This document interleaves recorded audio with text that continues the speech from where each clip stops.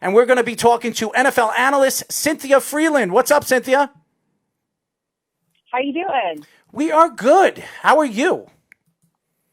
Keeping it healthy and trying to stay busy. We have a schedule release this week, so very exciting stuff coming up here on Thursday. Oh, well, we can only hope that NFL is coming back, the NFL is coming back, the NBA, the MLB, because to me, we're sweating trying to talk about things that don't exist right now. We're trying to find stories to talk about. I enjoy it now because I feel like hopefully I'm going to stay positive and say this fall you're going to be super busy with just tons of things to talk about. There you go. Hopefully Cynthia is our guru. So Cynthia, what player in this year's NFL draft do you think draft stock fell because of the combine? Well, the combine is an interesting one because obviously, there were no pro days. So typically what we see is like this big ascension from like people who really like do things good for their stock at the combine and then for their pro days and from the pro days to, what happens in between. So the fall to me, it was more about like the market dynamics because there's no way Patrick Queen should have ever been number 28 to the Ravens. Right. And it was less about his stock falling and more about the market dynamics of the need for quarterbacks or, specific offensive tackles or wide receivers that people thought in this draft were elite to the point where they had to trade for them. So, obviously we saw like Jordan Love be traded into the first round board coming out of the combine. People like Jordan Love, but I don't know if anyone would have thought he would have been a first round pick. So it was more about other people, like the quarterback position and kind of these wide receivers, shifting the market dynamics than somebody really falling. You mentioned Patrick Queen in your article with the best first round value picks. How much of that data do you think is factored into the Ravens' defensive coaching just being historically good, and how much do you think was the skill set of the player, and also again, like you were saying, where he was picked? It's funny because when it comes to like it was a positional thing, right? Like Patrick Queen should have been, I don't know, probably 16th, 15th in another year's draft class, and that's at the linebacker position. Typically, teams value positions as in the following way. He goes quarterback, defensive end, or pass rusher to be an interior player. Then your left tackle, then either wide receiver or cornerback, then wide receiver. Depends on the coaching philosophy. So linebacker doesn't fall within those top five. So really, it was more of an interesting situation with the position and the fact that the Ravens were kind of lucky. They didn't need an edge rusher. They got Calais Campbell in the offseason. They didn't need a quarterback. They didn't need a left tackle. So they were kind of able to sort of pick for best available as opposed to draft a specific need. We are talking to NFL analyst Cynthia Frelund. Do you think CeeDee Lamb was the biggest steal in round number 1, and why? The interesting part, okay, so CeeDee Lamb, I was shocked that he made it out of the top 10. I was shocked.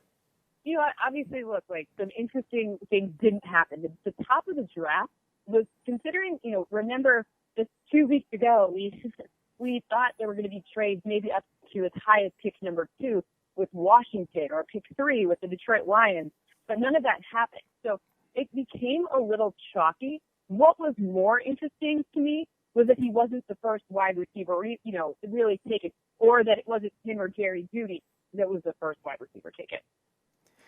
Judging with the trades that you were talking about, there were really a lack of them in the first round. Do you think the virtual draft had a lot to do with that? Why maybe there were more safer picks done and a lot of trades at the end of the first round, but really not a lot of drastic big trades like you normally see? Yeah, I don't think that has anything to do with it being virtual. I think it has to do with the fact that this season, more than others, teams were like, okay, we're going to go get our guy. Because the Lions, for example, Bob Quinn has never made a first-round pick. So it just happened to be that Bob Quinn, with that third pick, he was like, yeah, no, we're not moving out of it. They didn't get the equity that they thought was right, and they made it very clear that they weren't going to be really entertaining draft day trades, which whether or not you think that's a smart strategy, that's a different question. But the reality is he was telling the truth. Usually you hear those draft rumors and they're not true. But in this case, he actually was telling the truth. Interesting. What were your thoughts of the Giants and Jets draft, and who do you think out of both New York teams won the draft?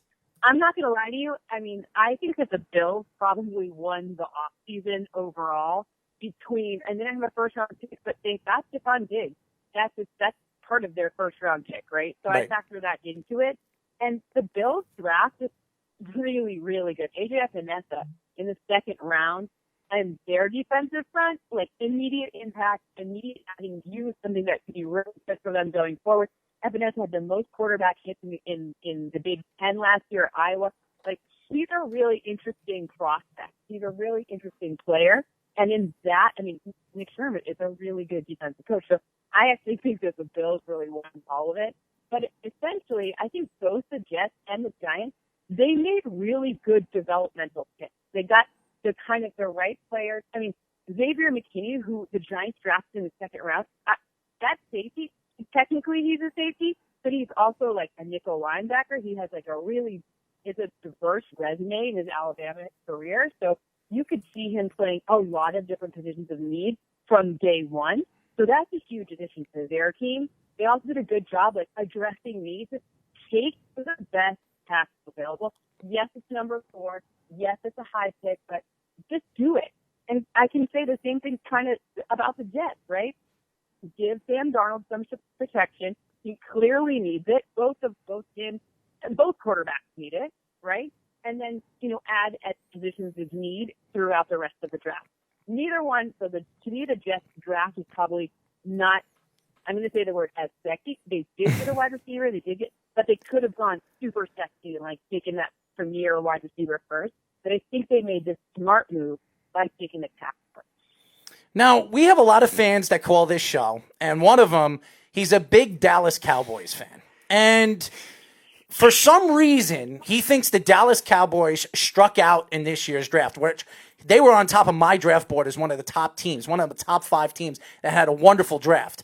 But he did not like the CD Lamb draft pick, and he wanted McKinney from the Giants, who the Giants drafted in the second round. What would you say to him if he was standing right in front of you? I would say, I think maybe he's boosting you into trying to thinking. I think he's lying to you.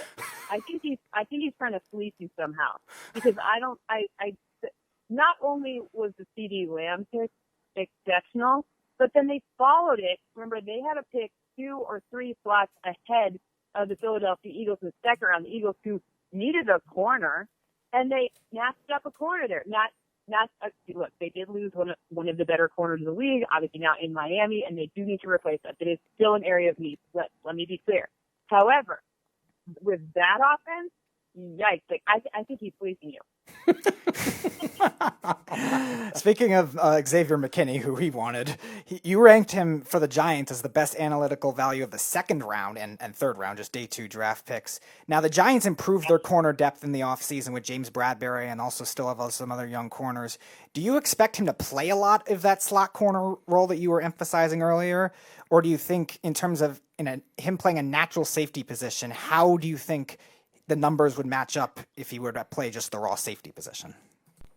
I think that, the thing about defense, and you got to remember, with a potential for this offseason to be, I'm going to say, weird, different than other off seasons, the interesting part about defense is that defense kind of has a little bit of an advantage, at least if you've seen in the past, when, for example, when you see the Alliance with XFL, you see the defense having a jump on offense early in terms of kind of who wins. So defense is the gelling period and being able to recognize offenses.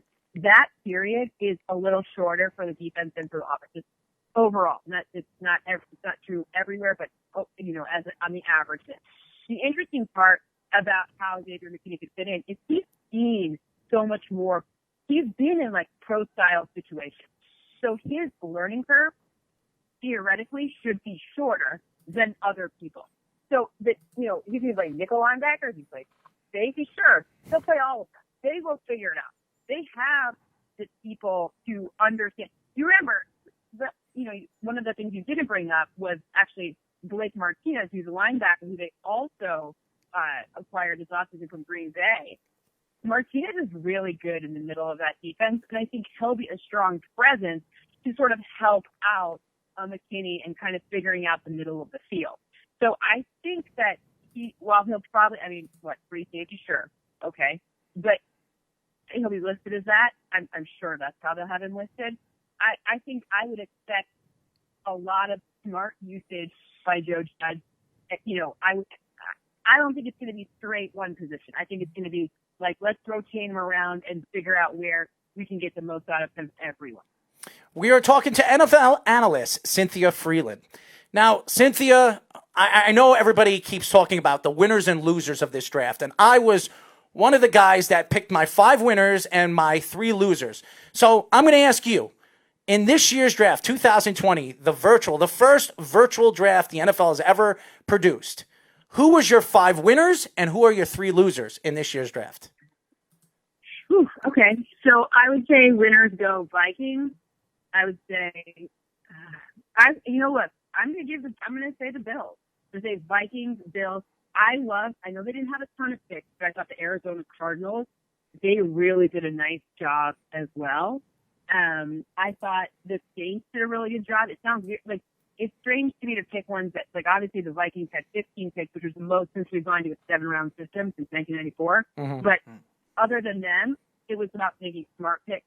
And so for me, Saints and then Ravens.